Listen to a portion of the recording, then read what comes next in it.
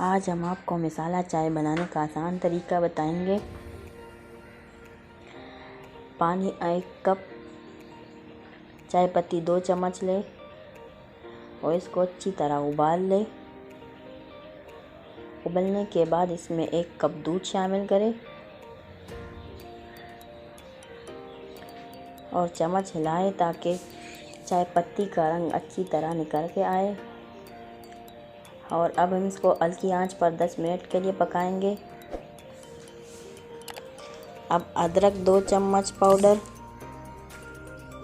इलायची पाउडर आधा चम्मच, दालचीनी 1 चम्मच, काली मिर्च पाउडर 1 चम्मच। इस मसाले को अच्छी तरह मिक्स करें।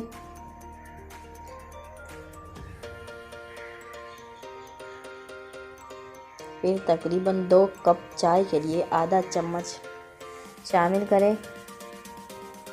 हस्बे ज़रूरत चीनी। Hey there.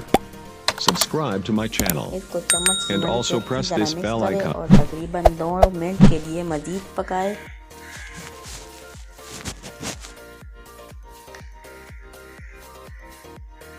हमारी चाय तैयार है। कमेंट्स करके ज़रूर बताइए आपको हमारी चाय कैसी लगी।